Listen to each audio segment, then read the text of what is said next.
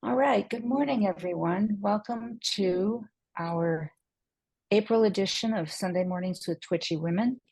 And today we have Russell Meyerowitz, who was the founder of the Parkinson's Wellness Fund.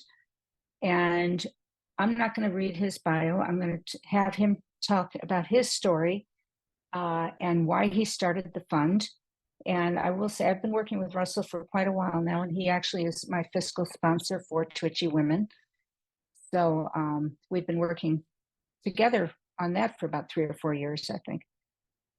So anyway, Russell, take it away. And he will also introduce our surprise special guest who I didn't meet until this morning. So uh, welcome.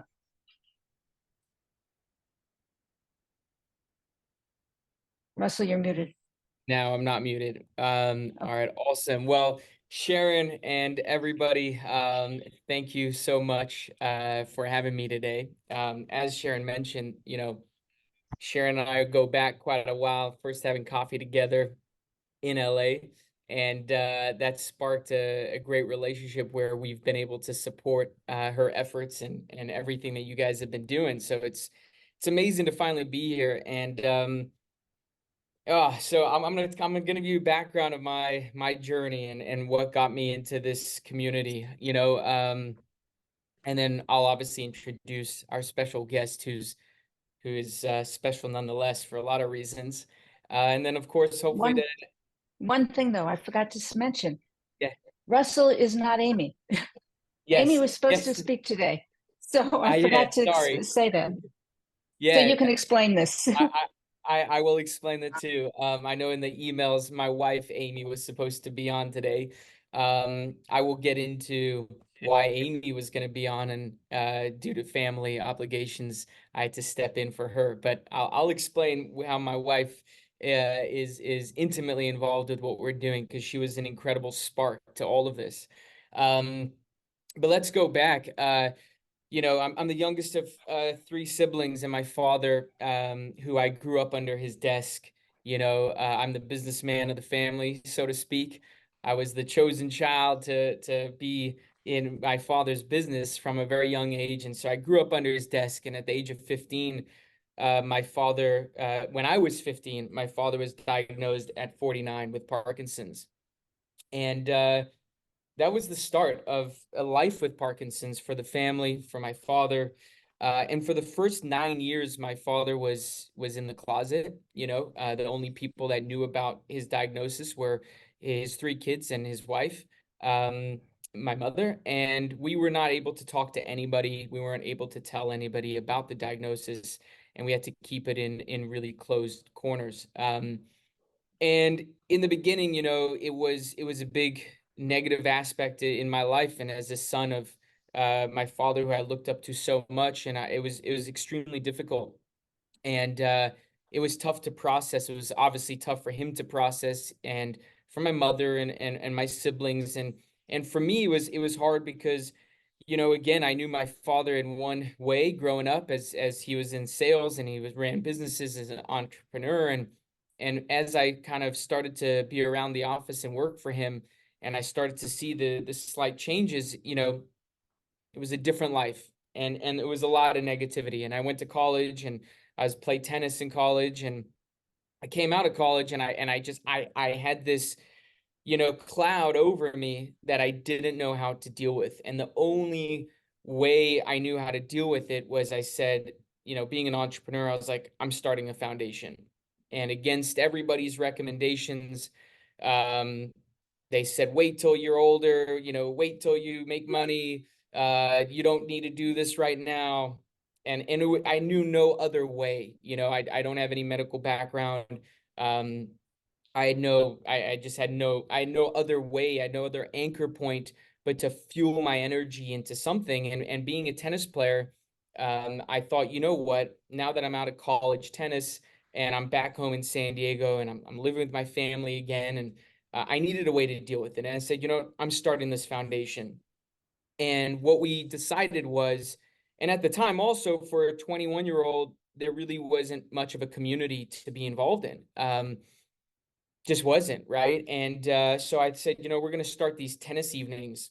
and we're going to get outside and we're going to get active and we're going to bring people together. And instead of it just being a men's night, it's actually become a co-ed night. It's going to be a great evening of tennis. We'll play doubles, and it's going to be for a cause. Because growing up, I would get invited to play in these kinds of evenings, but it was, there was no purpose to it other than tennis. And so I thought, you know what, let me create a play for Parkinson's. And we started that. And that was the catalyst to starting the foundation. And really starting the foundation, I started to open up this window to the Parkinson's community all over the country, all over the world. I was living with my father at the time, so I was getting a far more deeper experience of what it was like waking up, the different moments throughout the day, seeing him at the office, coming home, the interactions between him and my mother. My siblings weren't seeing what I was seeing, and by proxy, I was learning so much. And this negative cloud that was in my life, without me really realizing it, I started to have this channel of the foundation.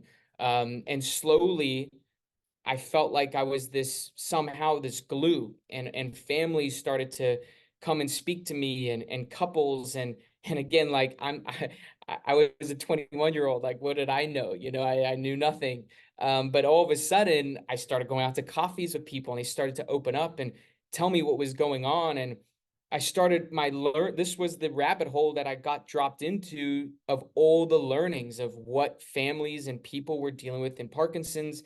And at the same time, in my business journey, I was working with nonprofits and businesses, and starting to understand just what was happening in the country, and especially in the Parkinson's community on the nonprofit side. And so as I'm starting these athletic events, soccer tournaments and tennis leagues, and we started a golf tournament, which we're going to have our 13th annual golf tournament on June 25th, a little plug in Los Angeles, Morro Park Country Club. So that's still going, right? Going strong, 13 years. We missed a couple years because of COVID. So, I started the organization 15 years ago. But in the beginning, the question was, what are we going to actually do? Because as I started to understand and learn the community, I started to see that, out of the 50 organizations around the United States, about 48 of them are all focused on research. And all of a sudden, I started to learn what my father needed and what families were struggling to gain access to: fitness classes, boxing, chiropractic, speech therapy, physical therapy, hearing aids, walkers, wheelchairs, you know, modifications to the house, wheelchair ramps, medication costs. I don't have to tell all you guys, you know it all better than I do. As the diagnosis comes in, and as the family starts to evolve through this, the expenses of living with Parkinson's are real, and it changes, and life changes, and the ability to intake those unexpected expenses changes. And so my goal in the foundation was, I also knew that we wanted to help everybody, meaning I didn't want these barriers to say that someone had to live in a certain zip code. We only service somebody with this, element, this checkbox. And the idea was, let's remove as many biases as possible. And the only thing is that someone has to have Parkinson's, and it can be anyone, anywhere in the country. And a few conversations I had, which I'm happy to get into later, that really were like these incredible openings of light through all of, again, this negative cloud that slowly became removed. And the Parkinson's Wellness Fund was derived after I started realizing that there's incredible access for people to get, and it changes their life. And the boxing classes, the fitness, all these different components to life open up and remove that same kind of cloud, right? That negative aspect, and it gives people community, and it gives people an outlet. And so the Parkinson's Wellness Fund was created to be this access point, this bridge, to give a little bit of an open hand, a hug, kind of be part of the circle of care for a family without any parameters other than the fact that someone has Parkinson's. And we are not here to judge or determine how stressed somebody is, how financially stressed somebody is. It's just simply to say we want to be part of someone's journey. And that was the genesis of coming up with the Parkinson's Wellness Fund. And my wife, Amy, is our case manager. She oversees the entire process directly with the individuals that we've assisted over the years. And the opening that she created was, as we talk about this financial component, it's a huge mountain, right? We know the financial burden, according to research, is hundreds of millions of dollars on the American economy.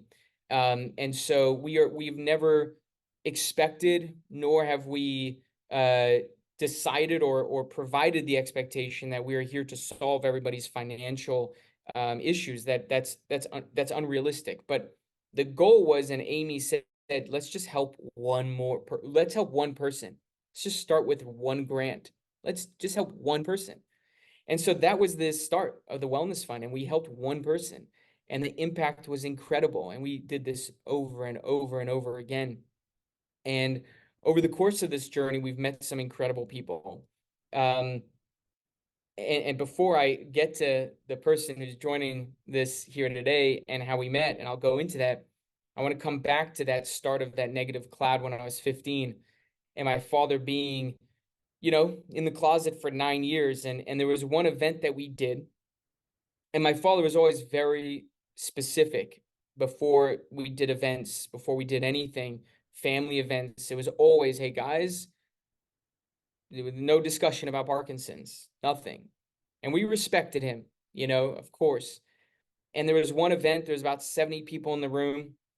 And out of nowhere, my dad comes and says, hey, I want to say something.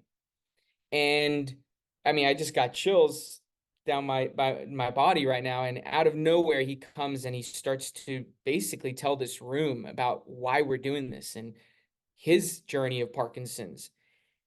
And from that moment on, the change of what my father was able to walk with life and go about life was incredible. All of a sudden, this weight off his shoulders was removed, and he started to realize that his circle of care, his family members, extended family, and his friends, all of a sudden were there for him. We're wanting to assist him. We're wanting to be part of his journey, just like they had been friends with him, and to continue in the way of just being a good friend, being a good family member.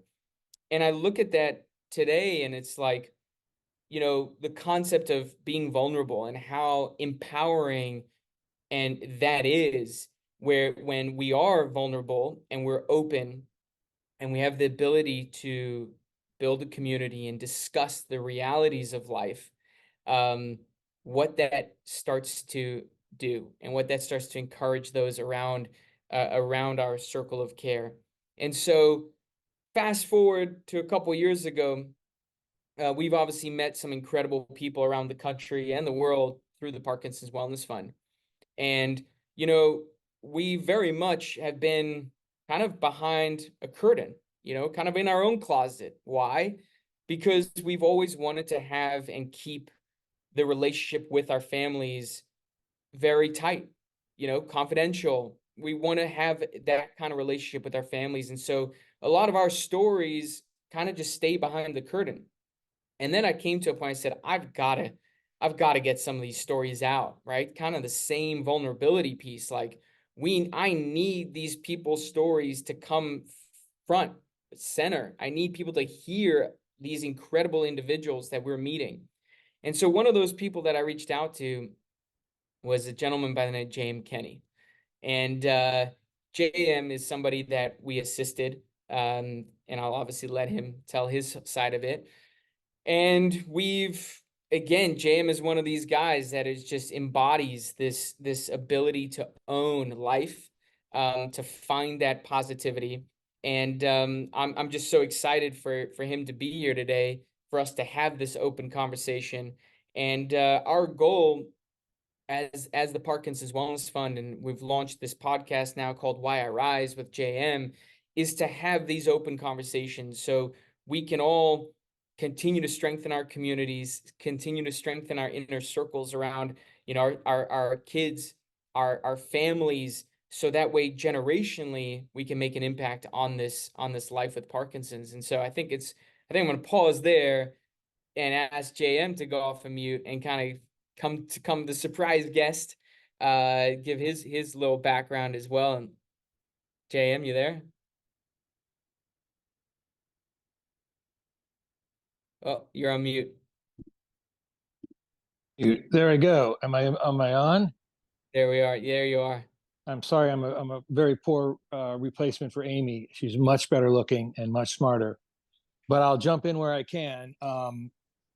And basically, you covered it. I mean, in a lot of ways, I was introduced. I mean, quickly because I tend to be verbose and leave in a lot of detail. Brevity is what everybody tells me. I haven't learned that term yet. But I was diagnosed in 2012. I was 46 years old and kind of just disappeared for, I worked in the entertainment industry. So I mean, I continued to work and I was around throngs of people on set or in an office setting, wherever I was working, there was always 20 to 50 people. So, I didn't tell anybody because that key about vulnerability or the fear of letting somebody, there's blood in the water. Letting somebody know that you're injured or that something is not the same as it was 5 years ago, whatever. But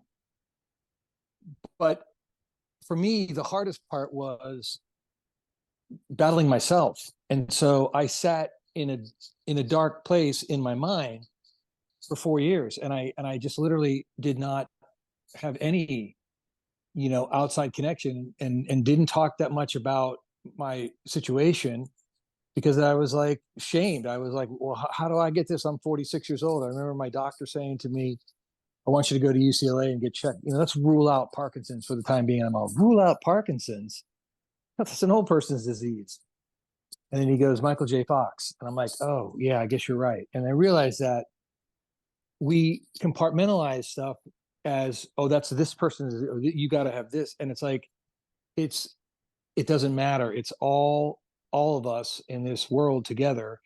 And we're basically labeling people based on something that's going on in their world. And it's incorrect. And at about the time that I was starting to have a transformation, my wife came down the hallway one day and said, I had this thought or this kind of dream or whatever about you and your Parkinson's. And I was like, and negative response, plug in here. And she said, well, you can look at it as a death sentence, but I think you're here to help people. I'm like, well, what am I going to do to help people? I mean, I'm a guy that works in the entertainment industry. And she said, well, maybe because of your influence and because of people that you might know, or the fact that you're not afraid to ask, or maybe you're a little brash sometimes, but you get through the door. Maybe you can do something. And I ended up working with a great organization and a great group of people, Jennifer Parkinson and Josh Ripley at Neuroboxing, and helped them build their business, which changed a lot during the pandemic as it was for everybody. But I started to realize that there's other things out there, and the keys are community and friendship. And so many people become, I don't want to say reluctant heroes, but their life changes when your life changes. So for me, I realized that my wife and daughter's lives have changed dramatically. I don't know, but the way they view things now that dad has Parkinson's is a little bit different than it was the day before because they didn't know about it. And so I just started to realize that we're not doing ourselves any justices staying in, as Russell had put so many times forward, two things: in the closet, number one, talk to everybody about it. And number two is don't hide. I mean, we have so many things that we can still do that if we focus on the cans and not the can'ts, we will go a long way. Oh, I just hit the microphone thing there. Sorry about that. Good. So I hope Jennifer Parkinson referred me to the Wellness Fund. We were in a boxing class together, and I filled out this thing, and it's as Russell said, I went down the list. It's like, only requirement: do you have Parkinson's, and can you get a doctor's note? And I was like, well, yeah, check that one off. And then I just got a call, an email from Amy about 2 to 3 weeks later, and said, hey, we've approved your grant. and they took care of it beautifully. I mean, it was literally like I told them who I wanted to go box with. They contacted that person. The money does not come through me, it comes through them. So it's like I just show up in box, and my trainer is taken care of, and it was a great experience. And then I got a phone call, or I got another email saying, "Would you participate in the testimonial for us?" And I'm like, "Yeah, I mean, do I get to talk? Of course I'll do a testimonial." And Russell said, "I'm going to send my camera crew over to your house, and we probably won't be there more than 20, 30 minutes." And I think we did, Russ, correct me if I'm wrong, at least an hour to an hour and a half interview. Yep. And he started pulling snippets, and I was like, "Oh God, I don't know what I mean, I don't know what I was talking about." And it ended up really energizing people. And so we decided we should do this together, which was my dream of doing a podcast that is not so dour about Parkinson's, or not so clinical about Parkinson's, but really about life. And so, all my friends mostly are film business people. So it's literally, there's a running joke that says, how long can they be on a topic before they relate it to a movie? And so that's kind of where we were. It's like, let's get this whole thing together with my good buddy and cohort, Vincent DeGiulio, who we call Cousin Vinny. And let's start to do a podcast and talk about whatever. And Russell's like, just talk about the things that you like to talk about, that whether good, bad, or indifferent, because you're saying stuff that a lot of people are not saying. And I was like, well, all right, as long as I'm not offending anybody deliberately, I'm in. Yeah. And it's really like when we started this journey, I always said that we're in it for the long run. It's a real long vision, long journey. And so while we're 15 years in, we're just, in my mind, we're just getting started. It's and the big part of that is this open conversation. And that's why, like, I love the fact that this community, Sunday mornings with Twitchy Women, like Sharon, it's so phenomenal, following the growth of this group that commits and prioritizes time to join on a Sunday. I know you're all in different time zones, and it's just it's so powerful. And I know, and I don't probably not tell you guys that, because you're making that commitment. And the thing that I just continue to stress is this dialogue extending out. It's never too small. Whether you've got 10 friends, 20 friends, 100 friends, those micro communities transform people's lives. And it's really incredible. And Amy, I'm sure, would have given stories of people that she's spoken to, service providers, and literally people telling her, the service provider saying to her, Amy, if you wouldn't have called, and if you wouldn't have just assisted somebody but with this walker, that person may not be here tomorrow. Like, those small just opportunities to help and to be there for somebody, just continues to show us. JM's frozen on my screen. I hope I'm not frozen here. My hand's moving. So Maybe can you I see was me at all? frozen. Can you hear me? I can hear you. Yeah, I didn't know if I was frozen, Yeah. but No, Russ, you're you've not been frozen so long. It's Tuesday morning. Where you been, Russ? You've been frozen for so long. Tuesday morning. Yeah, that one works. No, JM, you keep, yeah, your connection is not great. Am I Oh, good, it's Sharon? me? You're Oh, fine, no. Russell. Okay. You want me to So come back to leave the group and come back, or what's the best route? you're good, James. Maybe log off and log back in. That usually helps. Because now And I Sharon's just asked moving. everybody to tell us where they're from in the chat, so we can get an idea of how far flung this group is. Nice. And any questions you have, so we can ask Russell or JM. Yeah, sorry, Sharon. I know I went a bit over time here. No, you're fine. You're fine time-wise. Welcome any questions, guys. Yeah, fire away. So, Hey, Lauren. Oh, sorry, I'm just seeing the chat. yeah. Russell, Hey. if I could just make a comment, you guys, Russell has been instrumental down here in the Parkinson's community in Orange County. I started PD Buzz with like 6 years ago. I could not have done it without Russell. He helped me get a Parkinson's Foundation community grant to get a Jumpstart program for newly diagnosed folks going. And that thing about helping one person, Russell, I will never forget that. If you help one person tomorrow, you've been successful. Because I kept saying to Russell, I can't do this. I don't know how to run a Parkinson's organization. I can't make a website. And Russell said, you help one person tomorrow, you're successful. And we're still going at it. And so, Russell, kudos to you. Thank you so much. I hope your dad's doing well and keep going.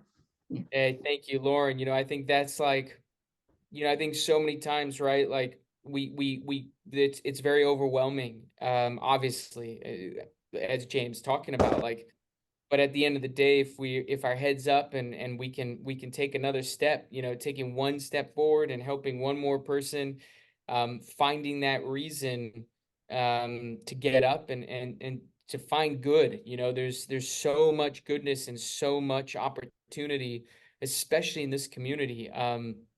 What is the name of the jam? Oh, it is called Why I Rise. I'll put a link in the chat here. I'll drop a link as well. Episode 2 actually just went up this morning, so you can take a look at it. And if there's anybody that even wants to be guests on the podcast, that will be coming too. It's a really open dialogue. I mean, there's JM and Vinny will be covering a variety of topics as we go on episodes, from episode to episode. Let me just get you the link If here. I went into the proverbial. I'm just gonna get you guys the link to the playlist. What other questions? Any other questions? There's the podcast link in the chat. Any golfers? I'll be out in Los Angeles. I was in Los Angeles. I did live in California for over 12 years. Well, longer. I was in LA, married for over 12 years. And then my family, we moved out to Atlanta, Georgia. So if anybody's out here, but I'll be back out west for in June for the golf tournament. If there are any golfers out here, would love to host you guys. Of course.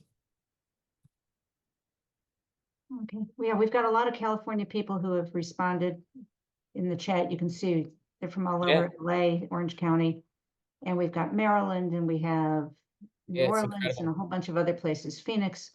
Unfortunately, we will be leaving town the day of the golf tournament.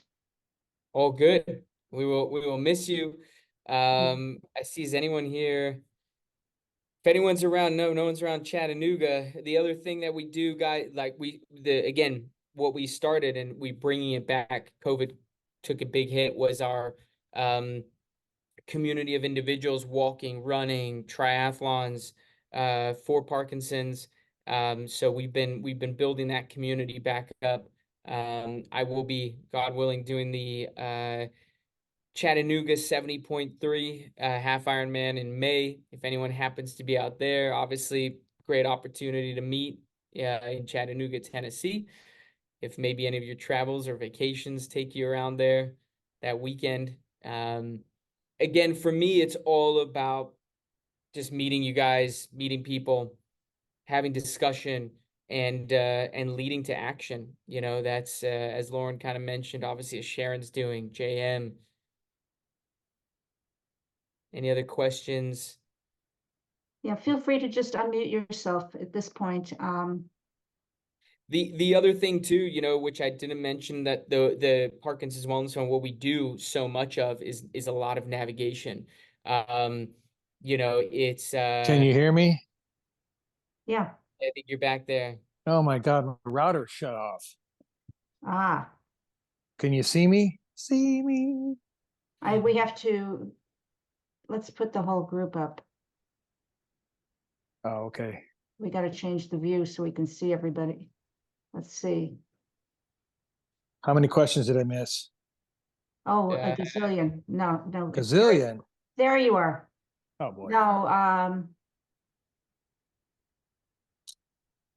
people are interested. They were asking about how to get on the podcast. Yeah. They want to keep hearing you talk, Jam. I just linked in the chat. Hear me talk? Oh, did you give them the address? Yes, dropped in the link to the site, link to the podcast. Yep. Very nice. Do they have a way to leave messages on that or send us Well, you can questions? you can chat. There's obviously the chat features on there, but if there's any topics, they can always reach out. What I was gonna say is just navigation. You know, helping people get connected to resources. Obviously, PD Buzz, and that's what Lauren's doing, which is incredible in Orange County, and beyond. But that's another thing that we've been fortunate enough to be able to do over the years, is just help connect people, which is just again, nothing is too small. You know, the person who needs most recently last week, someone in New York needed a new neurologist, right? So I reached out to our community within 24 hours, you know, was able to get them a good referral. You know, they got the meeting. I mean, it's just being that safety net, another component of the circle of care. Yeah, I think it's in a lot of ways, what I love about the Wellness Fund is that it's a daily dose of dignity. In other words, it gives people this opportunity to like, wow, yesterday, like I didn't have a cane because I couldn't afford it or my insurance wasn't helping or like the copay was ridiculous or whatever it may be. And then the next day it's a different day for them. And it's a little bit more dignity. And I think that the scariest thing about this complaint, if you will, is that isolation. And I mean, we can do as much as we can to get you the ability to not be isolated, but the idea is that's where the work on the inside comes from the community and the friends and the caregivers, in the sense that, hey, let's go take a walk, or let's go, do something that's getting you out of the routine, breaking the routine, and giving yourself your own self dignity, your own self pride, your own self assurance. And I struggle with that every day of life. Every day of life, I'm not sitting here going, "Oh, I do this," and it's trying everything and anything. And it's boxing, it's cycling, it's walking, it's swimming, it's eating healthy, it's staying away, which is my weakness, the boob tube, television. But that's what I love about the Parkinson's Wellness is it's not you don't have to write a massive grant to try to get this sum of money. It's basically just making sure that and Russell and I'm supporting him on this, as well as working hard to get other factors to donate so we can support as many people as we possibly can. Sharon, anything else you want to cover, or anything you think we may have missed? I think what you're doing is fabulous, and I have had Russell help subsidize things that I've done. We had a memory class for about 20 or 30 of our people, and he subsidized that to, I don't know, to reduce the cost per person. And the people, it was really worthwhile. It was a great experience for everybody. So, again, they're helping people, it's baby steps. Every baby step is a step forward. And, we're all in the same boat. JM, me, all the rest of you. And Russell is helping us, as JM said, with the dignity of living with Parkinson's, but it's also enabling us to not just help ourselves, but we can help others. Yep. It gives you the confidence. And I think, Sharon, we spoke about the World Parkinson Congress as well. Didn't we help some people go there too, right? Didn't we provide some assistance with you? I don't remember, but we did. Yeah. We took 9 women who would not have gone otherwise, and we had 27 women from our group who attended, plus partners, care partners, family, friends. We had a huge group. We really made a big splash at the World Parkinson's Congress. But what that did was and I'm seeing the benefits of this is that almost everyone is doing something at home to help others. They're paying it forward. So that's what we try to do. Is we try to give you the knowledge and the ability to talk to others about living with Parkinson's, educate other people. And that's one of the things, because it's Parkinson's Awareness Month, one of the goals is educate somebody every day. Tell them something about living with Parkinson's. And that way you won't be so isolated. Yeah, I think I heard a statement once that kind of, I hope I don't do it. It was in a TED Talk and talking about people with Parkinson's, and he said, if you've met one Parkinson's patient, you've met one Parkinson's patient. Yes. Everybody's different. So Mhm. what I loved about neuroboxing when I would go is that, like, when you cross that threshold, and I talk about this in the podcast, when you cross that threshold, you are no longer the outlier. Although I honestly believe all of us are all outliers in our own life. We've all lived 10,000 hours.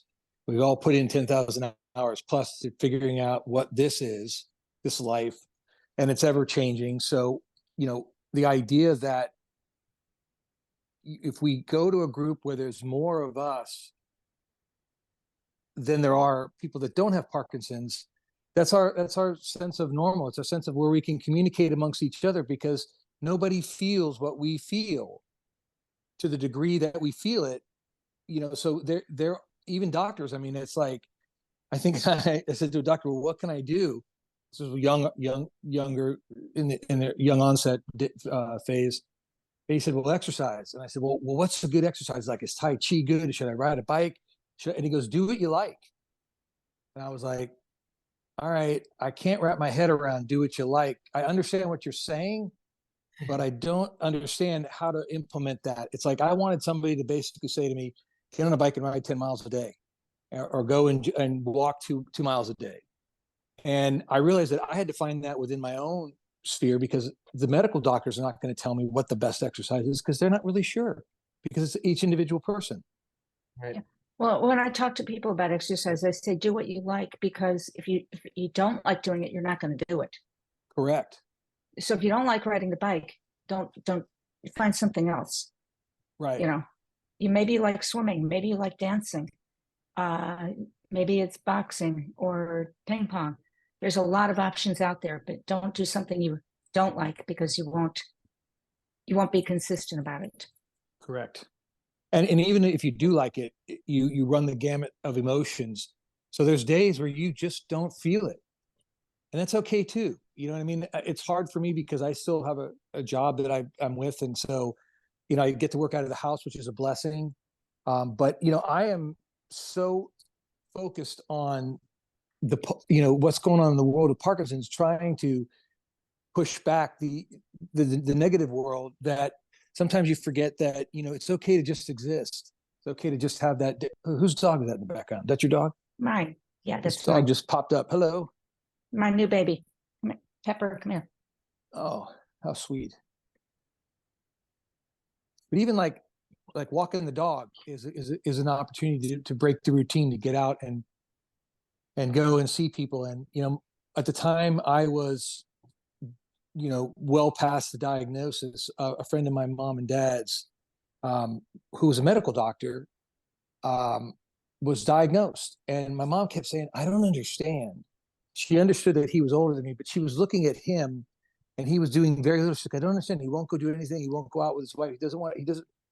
And you realize that this is somebody who was in high regard in, I don't want to say the previous life, but before the diagnosis. And it's hard for people to deal with this diagnosis. You know, I remember listening to Russell, and I met Russell's dad. He's amazing. And I remember like people talking about, the first time I heard it, it was terrifying. My aunt was talking to somebody else, and she said, that's before JM got sick. And I was like, well, I don't really think I'm sick. You know, I mean, I have Parkinson's, but it's not like I'm, you know, you know, but that generation was, you know, my mom and my aunt are in their 80s. That generation was, you know, they would whisper cancer. They wouldn't say the word. They'd go cancer. You know, like it was going to jump over and get them. And so it's really odd to hear that, because I've never considered myself sick. I've considered myself having to deal with something, but I don't consider it a sickness. In other words, like the flu or some other whatever, plug in, you know, what you want. But I it's weird to hear people say that, because I think in a lot of ways we marginalize ourselves as being a person with Parkinson's. But when you hear somebody categorize you in an area that you don't want to be categorized in, you quickly learn what it's like when somebody truly doesn't understand what you're going through, and they're just kind of talking, shooting from the hip. And again, no ill will. I mean, absolutely appreciate and love that person, but it's sort of like, it's not how I see myself. And so again, the key is to try to focus on seeing yourself in a positive light or an ability of what you can still do, because it can drive you for a long time, a long time. Yeah. But it's also your opportunity to educate that person about it. Absolutely. Absolutely. Yeah. I love talking. Well, I mean, that sounds weird. I enjoy talking to people with Parkinson's because I get to hear their story. Right. And again, each one is different, and they can ask questions. And I think I was on a podcast some years ago, and I think the doctor read off a list of symptoms that are related to Parkinson's, and there was like 30 things that you could, it's like there's all this internal stuff, there's all this external stuff, and it's like, wow, this thing packs a wallop. And so you can understand why people, I don't want to say check out, but sift into the shadows, or go in, as Russell had coined earlier, the closet, if you will. But I think that can make all the difference and that's where your friends come in, and your circle of influence. Because Okay. Oh, you got to cut me off. Yeah, we have a question that came go. through that I want to address before we wrap up. From Tamara, says transportation is a problem in our area to get to the gym. Any thoughts how she can be helped?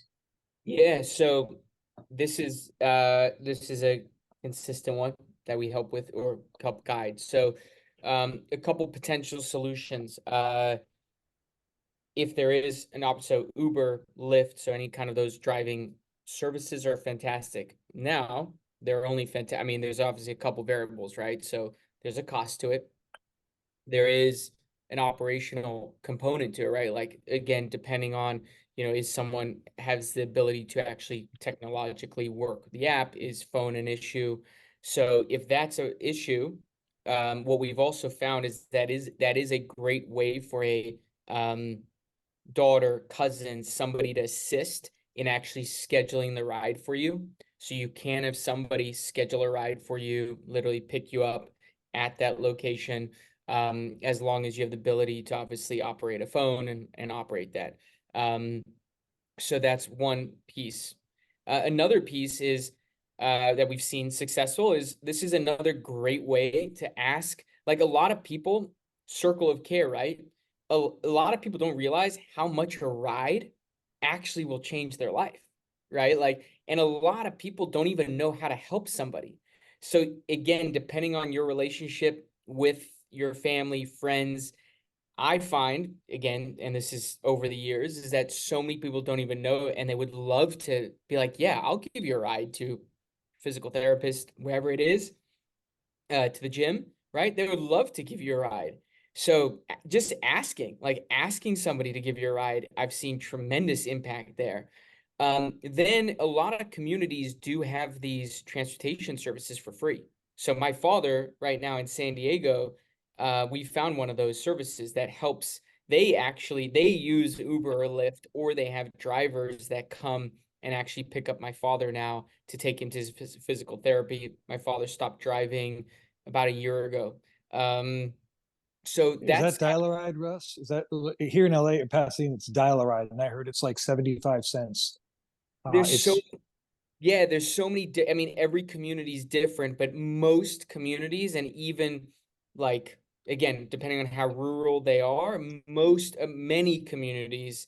Obviously, I can't speak for the entire country, but I would say, again, over the course of the years of actual real data, most cities have these services. It just takes a little bit of Google searching, takes a few phone calls to kind of understand their system, know how far in advance you have to schedule it, how to schedule.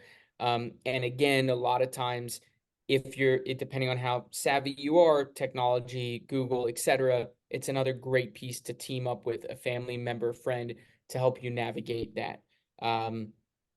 That's the transportation component.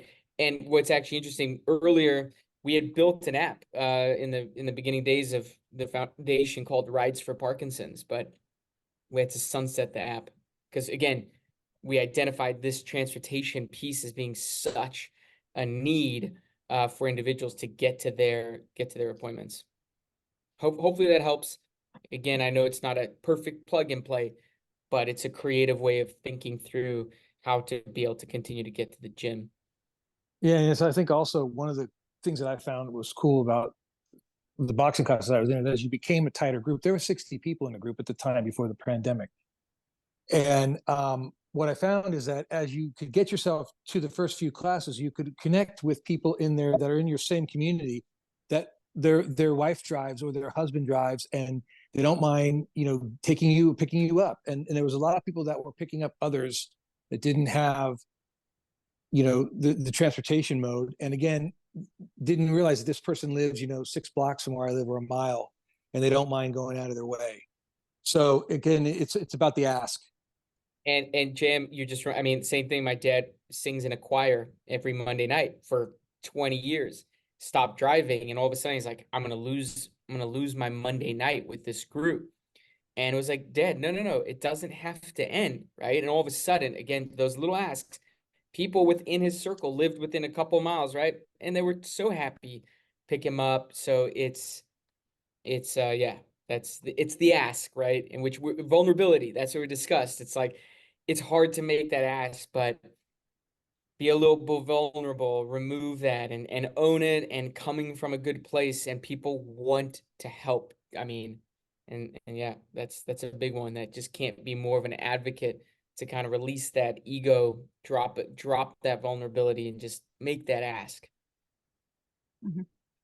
Okay, JM, we have a question from Carlotta asking where the neuroboxing is.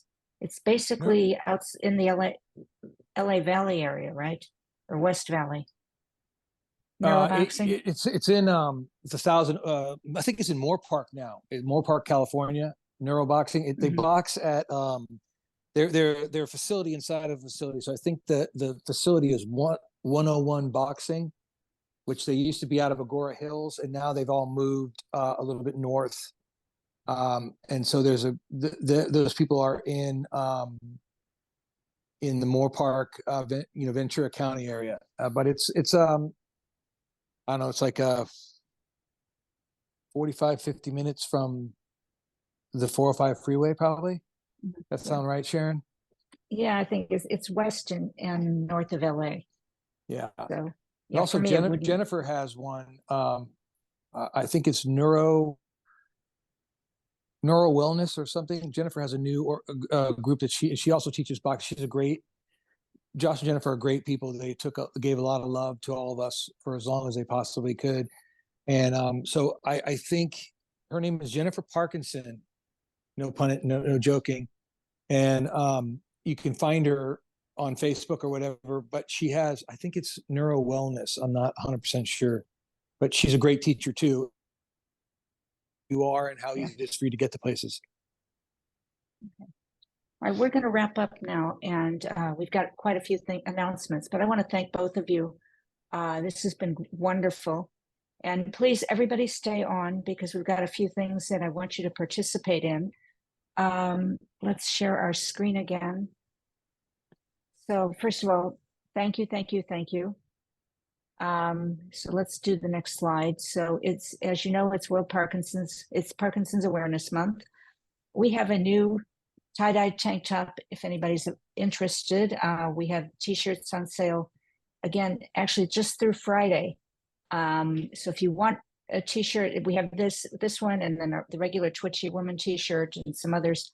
You can go to our site, and we'll put a link in the chat for you, but they need to be ordered by Friday.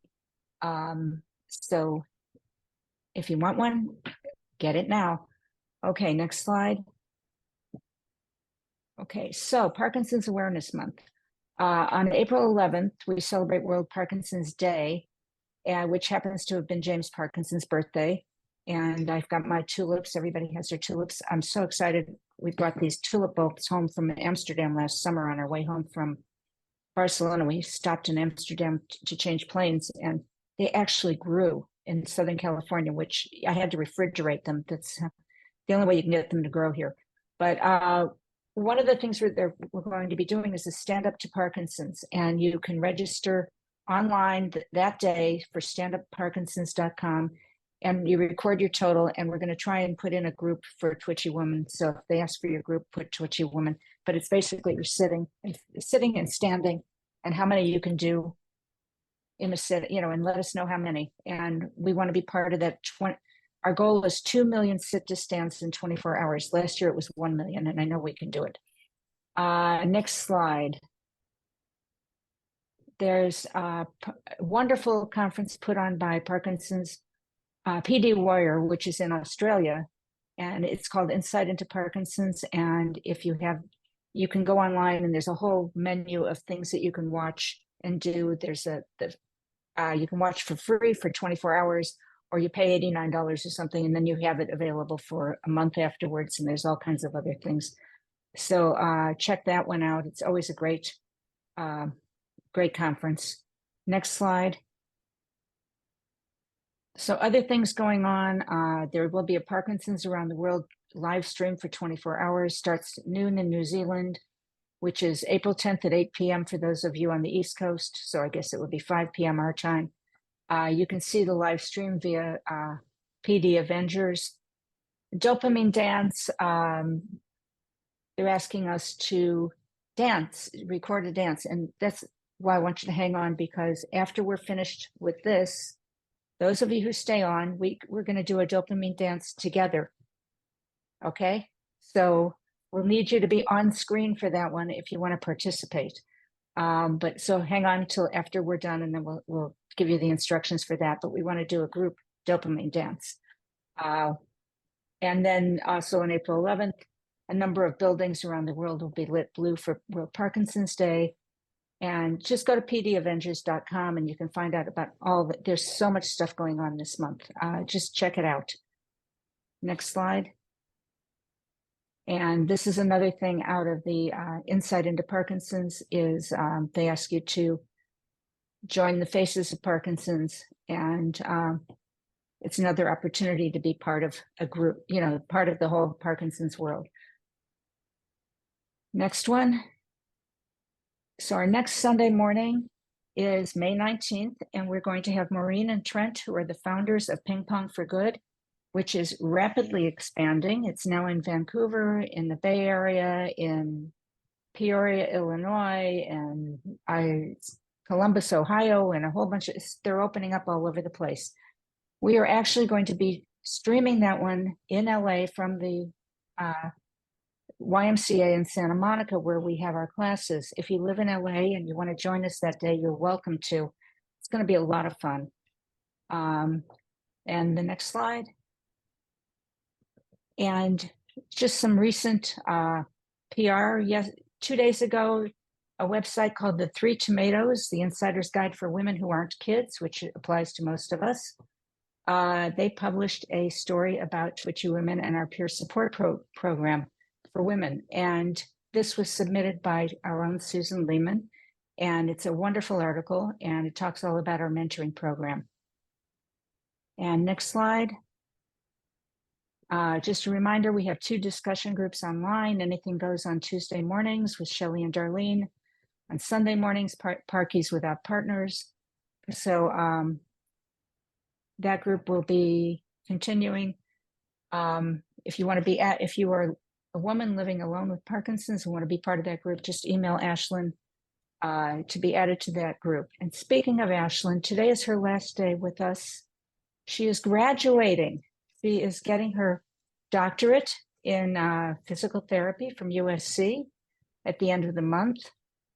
Ashlyn, you can turn the slide off, and then I think that was the last one anyway. Okay, where are you? Ashlyn. Okay, there she is. I'm right here. So we've been fortunate to have Ashlyn working with us for about 2 years. And we're going to miss you. It's going to be sad. Oh. But we have a woman named Eleanor Stein who's going to be joining us. And she is also in the same program at USC, but she's a second year, so she will only have 1 year to be with us. She graduates next year. She will be helping out with doing our Sunday morning group, Sunday Mornings with Twitchy Woman, the weekly newsletter, and all the other things that you've gotten used to. So we will miss you, and just sending you Parkinson's tulips. Yeah, And I was going to say thank you all for letting me join in on this group. It's been a pleasure getting to learn and just be with you all. I'm moving up to the San Francisco Bay Area, so Northern California. So if you find yourself up in that area looking for a neuro PT or just want some resources and stay connected to the Parkinson's community, that's where you can find me. I will also be sharing my personal email address with Sharon. So if you have any specific questions that I may be able to help with, you can find me there. So thank you, everybody. she'll still be here through the end of April when she leaves. And we're only doing one Sunday a month for the next few months. We'll see how it goes. And we may pick it up again in the fall, but we'll see. Any other questions? Anything anybody wants to ask, add to the meeting? Talk away.